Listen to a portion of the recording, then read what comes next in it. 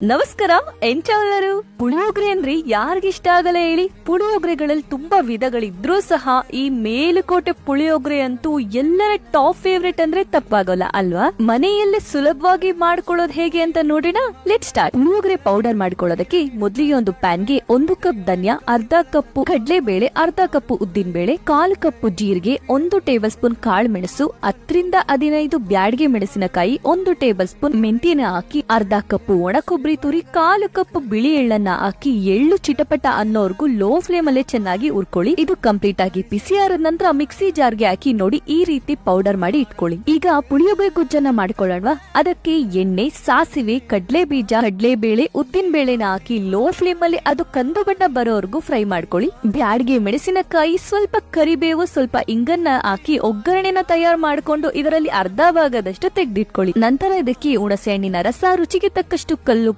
ಅರಿಶಿಣ, ಬೆಲ್ಲನ ಸೇರಿಸಿ 2 ನಿಮಿಷ ಕುದಿಸ್ಕೊಳ್ಳಿ. ನಂತರ ರುಬ್ಬಿಟ್ಕೊಂಡಿರೋ ಪೌಡರ್ ನ ಸೇರಿಸಿ ಚೆನ್ನಾಗಿ ತಿರುಗಿಸ್ಕೊಂಡು ಲಿಡ್ ನ ಕ್ಲೋಸ್ ಮಾಡಿ 1-2 ನಿಮಿಷ ಲೋ ಫ್ಲೇಮ್ ಅಲ್ಲೇ ಎಣ್ಣೆ ಮೇಲ್ ತೇಲ್ ಬರೋರ್ಗು ಕುಕ್ ಮಾಡ್ಕೊಳ್ಳಿ. ಅಷ್ಟೇ ರೀ, ಪುಳಿಯೋಗರೆ ಗೊಜ್ಜು ರೆಡಿ ಆಗಿದೆ. ಈ ಗೊಜ್ಜನ್ನ ನೀವು 1 ತಿಂಗಳ ಮಟ್ಟಿಗೆ ಸ್ಟೋರ್ ಮಾಡ್ಕೊಳ್ಬಹುದು. ನನಗಂತೂ ಈ ಪುಳಿಯೋಗರೆನ ತಿಂತಾ ಇದ್ರೆ ದೇವಸ್ಥಾನದ ಪ್ರಸಾದ ತಿಂದ್ರಿತೀನಿ ಅನುಭವ ಆಯ್ತು. ನಿಮ್ಗೆ ಹೇಗನ್ಸ್ತು ಅಂತ ಕಮೆಂಟ್ ಅಲ್ಲಿ ತಿಳಿಸಿ. ಹಾಗೆ ಲೈಕ್, ಶೇರ್, ಫಾಲೋ ಮಾಡೋದನ್ನ ಮರಿಬೇಡಿ. ಹೊಸೊಬ್ರನ್ನ ಬೆಳೆಸಿ.